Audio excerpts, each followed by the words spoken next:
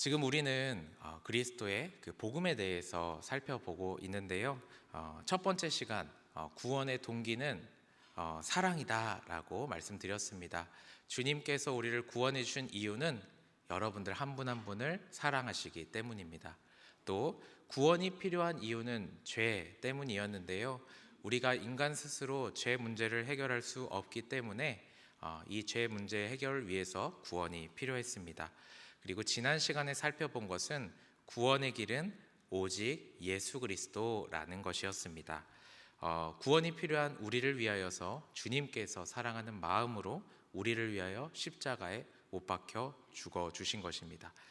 자, 이렇게 하나님께서 우리에게 허락하신 그 구원에 이르기 위해서는 또 중요한 한 가지가 있는데 그것은 바로 믿음입니다.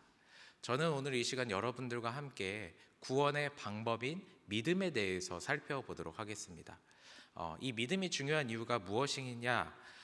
그것은 아무리 하나님께서 우리를 사랑해 주신다라고 하더라도 아무리 예수 그리스도가 이미 십자가에 못 박혀 죽으셨다라고 하더라도 우리 안에 믿음이 없으면 그 구원을 받을 수 없기 때문입니다. 성도님들 잘 아시겠지만 이 믿음은 우리의 어떠한 행위가 아니라 오직 하나님의 은혜로 주어진다라는 것을 기억하시기를 바랍니다. 작년 여름 휴가 때 제가 일본으로 선교 여행을 다녀왔습니다. 한국에서 일본에 파송된 선교사님을 만나 뵀는데요. 그 선교 현장의 이야기를 들으니 참 쉽지 않겠다라는 생각을 들었습니다. 일본 문화의 특징상 자신의 마음을 쉽게 오픈하지 않고 이야기하는 것을 결례로 생각하기 때문에 마음을 열고 복음을 받아들이는 것이 참 쉽지 않았습니다. 쉽지 않은 상황 속에서도 우리 선교사님들은 묵묵히 복음을 전하는 그 일을 최선을 다하고 계셨습니다. 만약에 복음을 이렇게 받아들였다라고 하더라도 그 신앙을 유지하는 것이 또 쉽지 않은 것이 일본의 문화였습니다. 한국 선교사님을 통하여서 제가 일본 목회자, 일본 목사님을 만나게 되었는데요.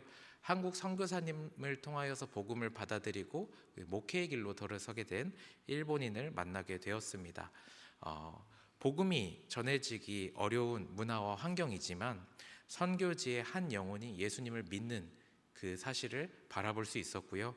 또 그 땅에 현지 사역자가 세워지고 그 교회가 있다라는 것을 살펴보니 하나님의 구원의 역사 그리고 하나님의 큰일에는 제한이 없다라는 것을 살펴볼 수 있었습니다. 이 시간 우리는 물론 선교지의 영혼들에게 구원에 이르게 하는 그 방법, 믿음에 대해서 함께 살펴보도록 하겠습니다. 첫 번째, 살펴보길 원하는 것은 믿음의 대상입니다. 첫 번째, 우리가 믿어야 하는 그 믿음의 대상은 예수님이십니다. 우리가 믿는다라고 할 때 그 대상이 분명해야 합니다. 우리가 믿는다라고 할 때 예수 그리스도를 믿는다라는 것이 분명해야 한다라는 것이죠. 그런데 우리는 구원을 받기 위해서 믿어야 하는 대상이 하나님이다라고 고백합니다. 그런데 하나님을 믿는다라는 것은 예수님을 믿는다와 같은 의미를 하고 있습니다. 요한복음 12장 44절과 요한복음 14장 6절을 제가 이어서 읽어보도록 하겠습니다. 예수께서 외쳐 이르시되 나를 믿는 자는 나를 믿는 것이 아니요 나를 보내신 이를 믿는 것이며 예수께서 이르시되 내가 곧 길이요 진리요 생명이니 나로 말미암지 않고는 아버지께로 올 자가 없느니라. 아멘. 오늘날 우리에게 있어서 하나님 그리고 예수님을 믿는다라는 것은 전혀 이질감이 없습니다. 하지만 유대인들에게 있어서는 약간의 차이가 있습니다. 유대인들의 특징은 무엇이냐면 하나님을 믿지만 예수님을 믿지 않는 것입니다. 하나님의 그 말씀을 받아들이지만 예수님의 그 가르침을 받아들이지 않는 것이 유대인들의 특징입니다. 이전에도 그렇고 지금도 그렇습니다. 사도 바울이 예수님을 만나기 전에 교회를 핍박한 이유도 바로 이것입니다. 하나님을 믿지만 예수님을 믿지 않기에 예수님을 믿는다라고 했던 사람들을 핍박한 것이죠. 유대인들은 그저 예수님을 한 명의 선지자 정도로 생각했습니다. 유대인과 같이 어떤 이들은 하나님을 믿지만 예수님을 믿지 않고 있습니다. 하지만 이와 같은 믿음은 구원에 이르는 믿음이 아닙니다. 예수님을 믿어야지만 구원에 이르게 되는 것입니다. 예수 그리스도를 우리가 또 다른 표현으로 중보자라고 표현을 합니다. 하나님과 우리의 그 막힌 담을, 그 단절된 그 관계를 회복해 주실 수 있는 분이 바로 예수 그리스도 한 분이시다라는 것입니다. 예수 그리스도께서는 대제사장이시면서 화목제물로서 우리의 죄를 위해서 십자가에 매달려 죽으셨다라는 것을 우리가 다시 한번 기억하며 나아갈 때 우리가 믿어야 하는 대상이 오직 예수 그리스도다라는 것을 마음에 잘 새길 수 있기를 원합니다. 두 번째 이어서 살펴보길 원하는 것은 우리가 믿어야 할 것이 예수님과 그 십자가 사건이다라는 것입니다. 믿음의 대상인 예수님에 대해서 우리는 지난 시간 또 살펴보았고, 방금은 예수님을 믿어야 우리가 하나님을 믿는 것이다 라는 것을 살펴보았습니다. 그렇다면 우리가 예수님을 믿는다라고 할 때 예수님에 대해서 어떠한 내용을 믿어야 하는지 살펴보도록 하겠습니다. 쉽게 이야기하면 믿음의 내용이 무엇이냐라는 것입니다. 믿음의 내용은 두 가지인데요. 첫 번째, 예수님 그분 자체를 믿는 것입니다. 그리고 두 번째는 예수님께서 우리를 위해 하신 그 십자가 사건을 우리가 믿는 것입니다. 이 두 가지가 함께 가야 합니다. 그리고 이 두 가지를 우리가 분명히 알고 믿는다라고 고백할 수 있어야 합니다. 예수님은 우리의 구원을 위하여서 우리의 모든 죄를 지시고 십자가에 못 박혀 죽으시고 그리고 부활하셨습니다.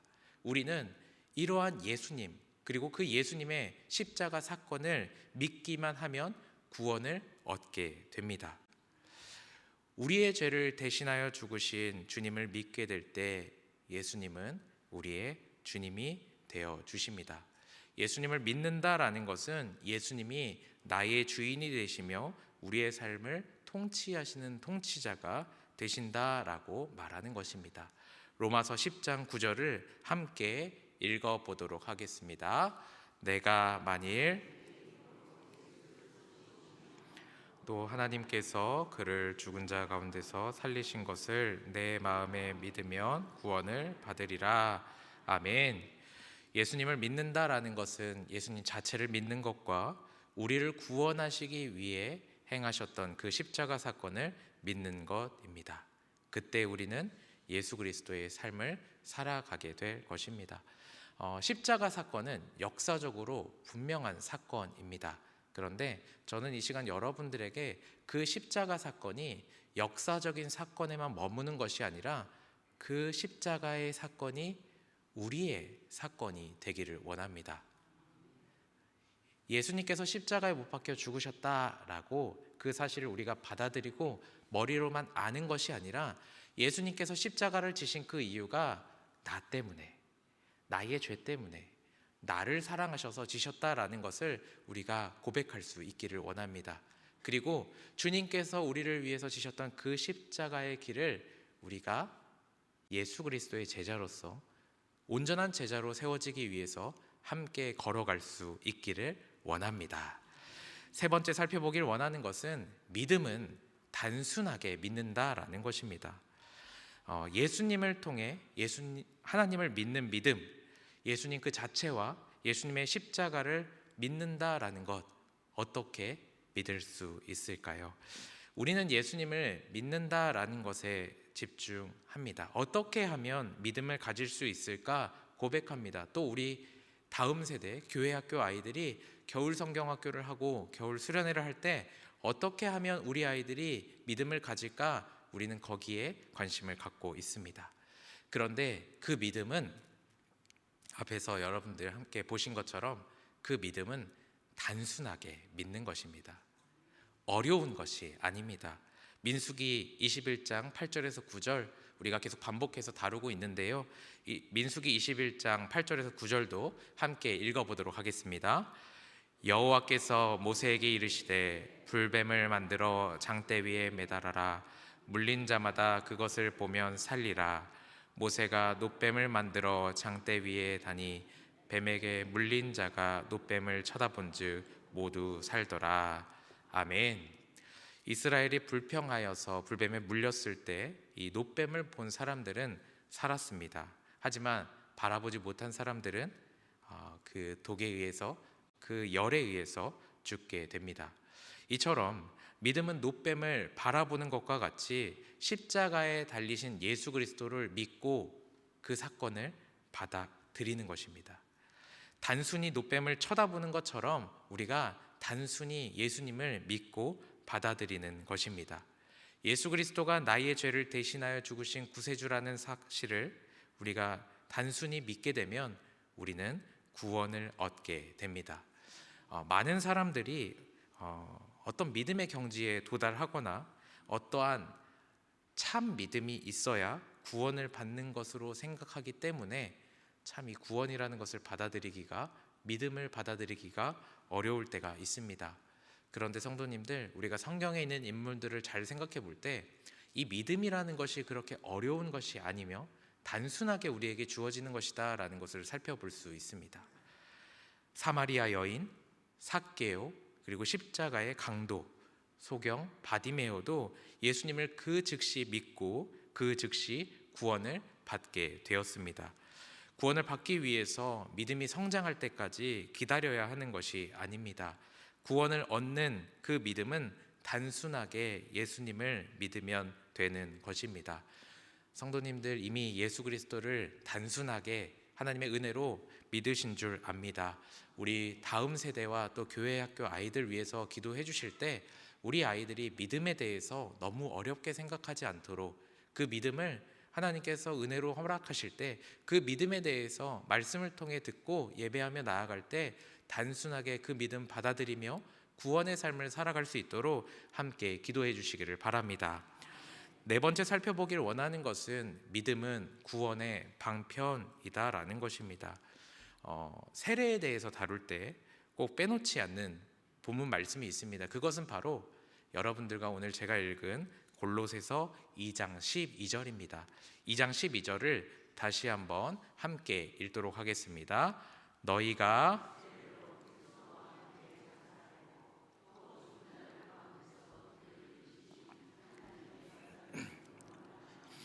그 안에서 함께 일으키심을 받았느니라. 아멘. 세례를 받는 것은 단순히 새로운 상태, 또 새로운 삶을 살아가는 것만을 의미하지는 않습니다. 이 세례는 믿음의 고백을 통해 이전의 나의 죄된 삶을 예수 그리스도의 그 십자가에 못 박고 구원의 삶을 살아가기로 결단하는 것입니다. 이는 단순히 우리의 삶이 더 좋아지는 것을 말하지 않습니다. 더 좋아지는 것을 업그레이드라고 하는데요. 네, 업그레이드. 우리 성도님들 핸드폰 이렇게 쓰시다 보면 업데이트 하라고 하잖아요. 이전 것보다 더 좋아지게, 이전에 없었던 기능을 쓸 수 있도록, 이전에 문제가 있었던 것이 문제가 되지 않도록 업그레이드를 하거나 업데이트를 하는 경우가 있습니다. 그런데 세례를 받고 예수님을 믿는다라는 것은 우리의 삶이 조금 더 좋아지는 것을 의미하지 않습니다. 더 많이 좋아지는 것도 의미하지 않습니다. 우리의 삶이 아예 뒤바뀌게 되는 것을 말해주고 있습니다. 이전에는 내가 어떠한 것, 경제적인 것, 내 명예, 내 쾌락을 위해서 살았다면 세례를 받고 예수 그리스도를 믿는다라고 고백하는 것은 오직 예수님만을 위하여 살아가겠노라고, 오직 주님의 은혜로, 주님의 보혈의 피로 구원의 삶을 살아가겠노라고 우리의 삶이 뒤바뀌게 되는 것을 말하고 있습니다. 이러한 상태를 잘 보여주는 것이 침례라는 것입니다. 우리 교단은 물을 적시는 정도로 세례를 주죠. 네. 그런데 지난번에 유아 세례 때 우리 담임 목사님께서 물을 흠뻑 주시는 것을 우리가 함께 보았습니다. 네. 물을 흠뻑 주실 때 저는 그 세례의 의미가 더 분명해졌다라고 느꼈습니다. 교회마다 다르지만 이 침례를 하는 교단에서는 세례식이라고 하지 않고 침례식이라고 합니다. 그러면서 교회마다 좀 다른데요. 여의도에 있던 어떠한 교회는 가려져 있던 천막이 열리면서 그 풀장이 등장합니다. 그리고 거기에 물이 차 있고요. 조금 웃길 수 있는데 처음 들으셔서 그 분위기가 사뭇 진지합니다. 그러면 침례를 받을 때 한 사람 한 사람이 그 안에 들어와서 몸이 다 그 물 안에 잠기게 됩니다. 이렇게 교회 안에서 침례하기 어려운 경우에는 종종 수련회를 가서 풀장에서 침례 또 세례를 이렇게 하게 됩니다. 그 물에 들어가서 푹 잠기게 되는 것이 어떠한 의미를 가지고 있을까요? 그냥 단순히 물을 적시는 그런 게 아니라 물에 푹 들어가서 몇 초 있다 다시 나와요. 이게 어떤 의미를 가지고 있을까요? 맞습니다. 내가 이전에 예수 그리스도 믿지 않고 살아갔던 그 삶이 아니라 죄를 따르며 세상의 유혹 가운데 살아갔던 그 삶이 아니라 그런 내가 죽고 다시 예수 그리스도로 살아가겠노라고 고백하게 되는 것을 의미하고 있습니다.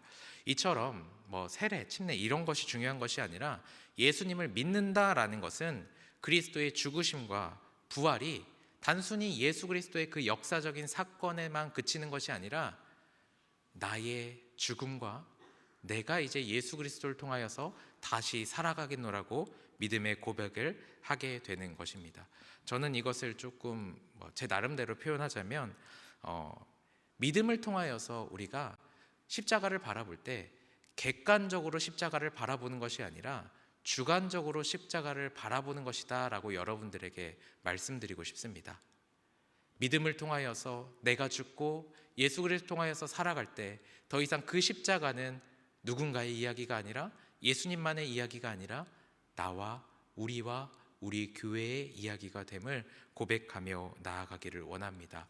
그래서 믿음은 구원의 방편, 믿음은 구원의 수단이라고 표현합니다.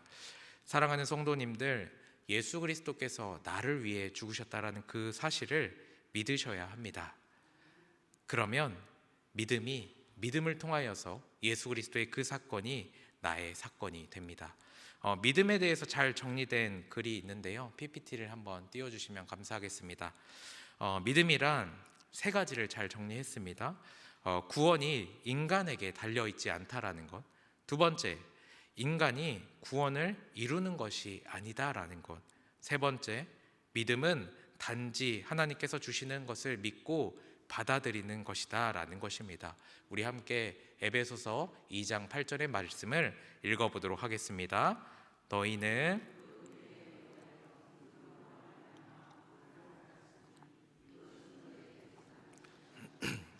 하나님의 선물이라. 아멘. 구원은 하나님의 입장에서 은혜로 주시는 것이며 인간의 편에서는 믿음으로 받아들이는 것이 됩니다. 다음으로 다섯 번째는 행위가 아닌 믿음으로 구원을 받는다라는 것입니다. 너무나도 당연하지만 우리의 행위가 아니라 오직 믿음으로 구원을 받게 됩니다. 그런데 문제가 하나 있습니다.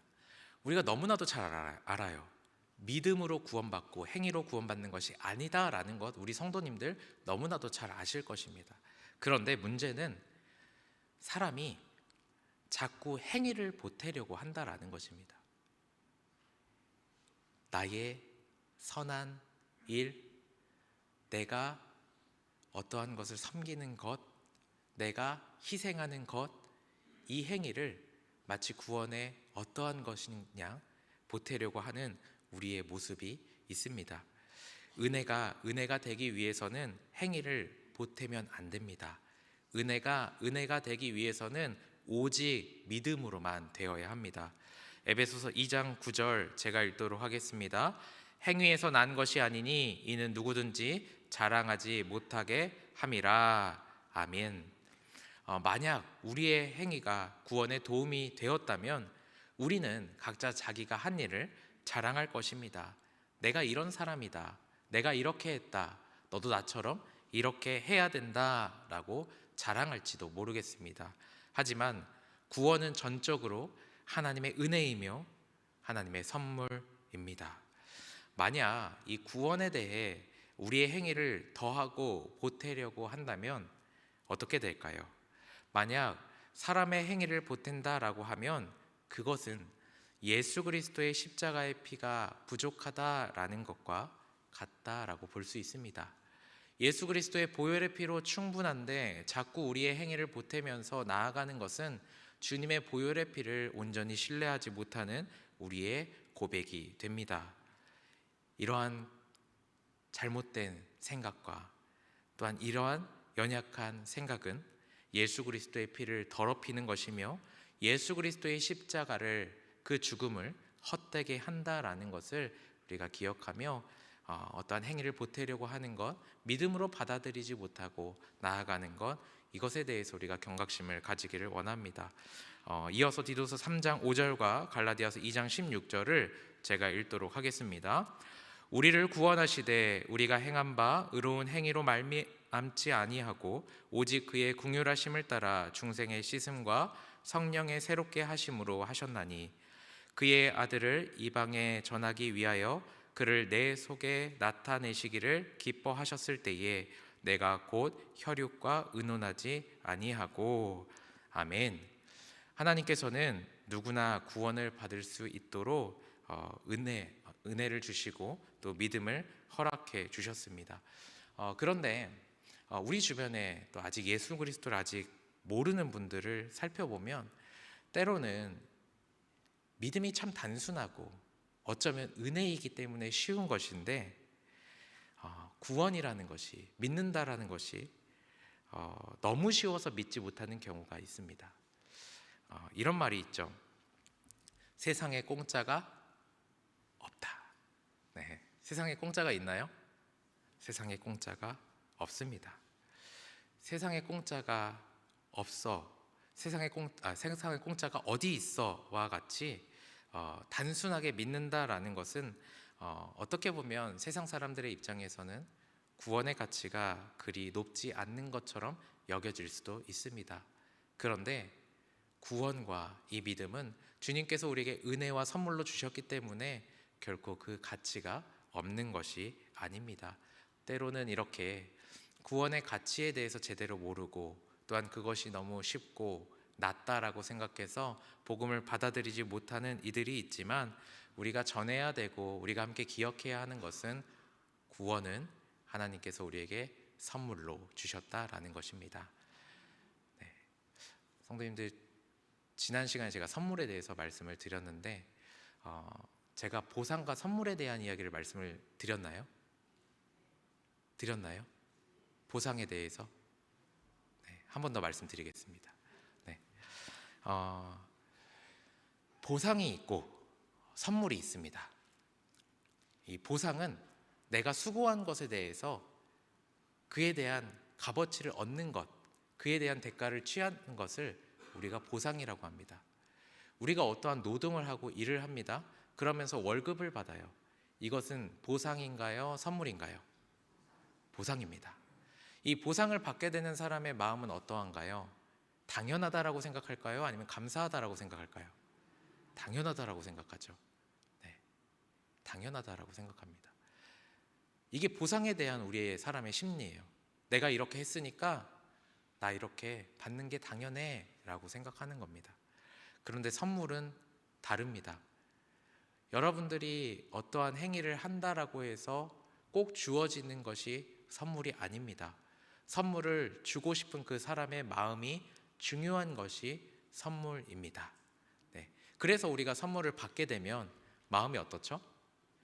특히나 내가 필요하다라고 생각했던 것, 저거 이쁘네 라고 생각했던 우리가 선물을 받게 되면 우리 마음이 어떤가요? 기쁘죠? 줄 거 좋네 라고 생각하지 않죠? 기쁩니다. 네. 이처럼 믿음을 우리에게 선물 허락하시고 구원을 우리에게 선물로 허락하신 주님에게 우리는 마치 보상을 받은 사람처럼 대할 것이 아니라 은혜와 감사로 구원을 허락하신, 선물로 주신 하나님께 감사한 마음으로 나아가야 합니다. 이어서 살펴보길 원하는 것은 마지막입니다. 6번째, 믿음은 사랑을 받아들이는 것입니다.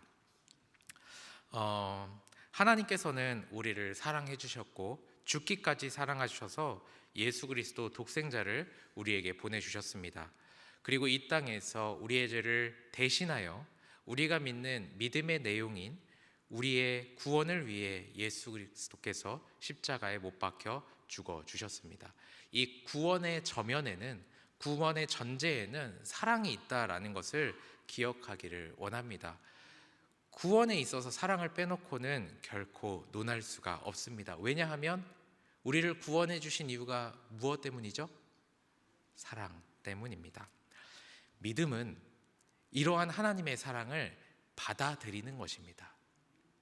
우리가 예수 그리스도를 믿는다라는 것은 우리가 영생을 얻는 것을 말하기도 하지만 언제나 어디서나 무조건적으로 사랑하시는 하나님의 그 사랑을 우리가 믿음으로 받아들인다라는 것을 기억하기를 원합니다. 예수님을 믿지 않고 예수님을 아직 알지 못하는 분들 바라보게 되면 그분들이 예수님의 사랑을 받아들일까요? 아니면 거부할까요? 거부하게 됩니다.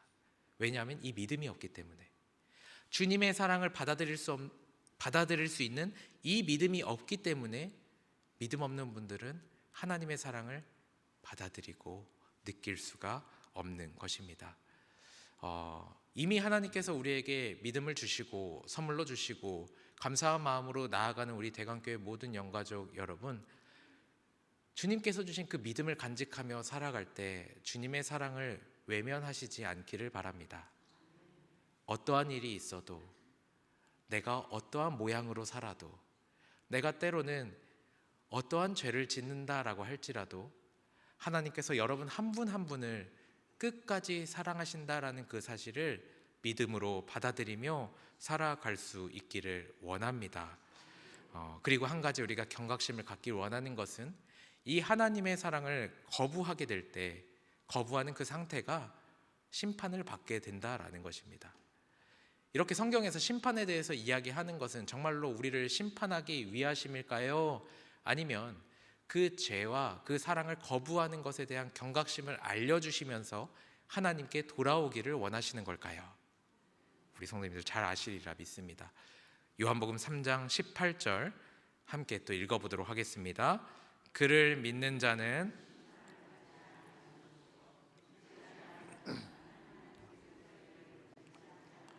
벌써 심판을 받은 것이니라. 아멘. 심판의 기준은 우리에게 있지 않고 오직 하나님에게만 있습니다. 사랑하는 성도님들, 우리는 하나님의 크신 사랑 앞에서 어떻게 살아가고 계십니까? 하나님의 사랑을 그러시지는 않겠지만 혹시 예수님을 믿지 않는 분들과 같이 거부하며 외면하고 그렇게 살아가고 있지는 않으신지 우리의 모습을 점검해 봤으면 좋겠습니다. 오늘 우리가 살펴본 이 믿음에 대해서 올바르지 않은 자세 7가지를 제가 준비했습니다. 네, 잘 들으셔야 돼요. 믿음에 대해서 올바른 자세가 아니에요. 올바르지 않은 자세 7가지입니다. 제가 이 7가지를 차근히 읽어드릴 때 혹 그것이 나의 모습은 아닌지 돌이켜보고 우리가 정말로 올바른 그 믿음의 자세로 살아가겠노라고 한번 우리의 스스로의 모습을 돌이켜보기를 원합니다. 첫 번째, 나는 하나님을 믿지만 예수님을 믿지 않는다. 두 번째, 예수님의 십자가 사건을 믿지만 그것이 나의 사건은 아니다. 세 번째, 예수님을 나의 삶을 통치하시고 그 통치에 순응해야 하는 나의 주인으로 여기지 않는다. 네 번째, 나는 믿음은 굉장히 복잡한 것으로 어떠한 경지에 올라야 한다라고 생각한다. 다섯 번째, 예수님을 믿지만 그리스도의 죽으심과 부활이 내 삶에서 나의 주관적인 사건은 아니다. 여섯 번째, 구원은 믿음도 중요하지만 사랑의 행위가 곁들여져야 한다. 일곱 번째, 나는 예수님을 믿지만 하나님의 사랑을 받아들이고 있지 않다. 성도님들, 이 7가지 질문에 대해서 여러분들 어떻게 스스로 대답하셨습니까? 구원은 결코 우리가 협상하거나 조율하거나 또한 각자가 해결해야 하는 그러한 문제가 아닙니다. 이미 하나님께서 우리에게 선물로 주신 그 믿음, 그리스도인으로서 살아감에 있어서 우리가 놓치는 것이 있었다면 다시금 하나님 앞에 우리의 마음을 내어놓고 온전한 믿음으로 나아갈 수 있기를 원합니다. 그렇게 주님을 구주로 영접하며 삶의 주인이 되며 하나님의 통치를 받아 누리며 살아가는 예수 그리스도의 제자의 삶을 살아갈 수 있기를 원합니다. 말씀을 마무리하고자 합니다. 사랑하는 우리 대강교회 영가족 여러분, 하나님께서는 영원전부터 우리를 향한 계획을 가지고 계셨습니다. 이것을 조금 더 여러분들이 적극적으로 느끼시기에 표현한다면, 하나님께서는 영원전부터 여러분들 한 명 한 명을 향한 그 사랑의 계획을 가지고 계셨습니다. 여러분들 한 명 한 명을 사랑하셔서 십자가 사건을 우리에게 드러내 주신 것입니다. 그리고 그러한 우리에게 하나님께서는 선물로 믿음을 허락해 주셨습니다. 선물로 우리에게 믿음을 더하여 주셨습니다. 복음을 받아들이기 어려운 선교지에도 동일하게 주님께서는 믿음을 허락하시며 구원을 허락하셔서 척박한 그 땅 속에서 예수님을 믿는 이들이 일어나고 있습니다. 우리가 예수님을 믿어 우리의 인생과 생각과 행동과 이러한 전인격적인 것들이 주님을 우리의 마음으로 모시며 믿음으로 살아갈 수 있기를 원합니다. 그냥 우리의 삶이 이전보다 더 좋아지는 것이 아니라, 훨씬 더 좋아지는 것이 아니라, 아예 우리의 삶의 그 주인이 바뀌고 우리의 삶의 방향이 바뀌게 된다라는 것을 우리가 인정하며 믿음의 삶을 살아 나아갈 수 있기를 원합니다. 그리고 더 나아가서 이 복음에 대해서 또한 믿음으로 우리의 마음이 새로워지고 뜨거워졌다면, 우리가 그 믿음을 나만 가지고 있는 것이 아니라 그 단순하고 은혜로 주어진 그 선물의 믿음을 나만 가지고 살아가는 것이 아니라, 나를 통하여서 복음을 전하는 그 전도를 통하여서, 우리가 선교의 일을 함께 감당하는 그 일을 통하여서 믿음의 성도의 삶을 기쁨으로 감당하며 나아갈 수 있는 우리 모든 성도님들 될 수 있기를 주님의 이름으로 축원합니다. 아멘. 이 시간 찬송가 325장, 찬송가 325장 예수가 함께 계시니 찬양하며 나아갈 때, 내가 믿는 예수 그리스도, 내가 믿는 그 내용을 고백하며 주님을 찬양하며 주님을 전하겠노라고 고백하며 나아가길 원합니다.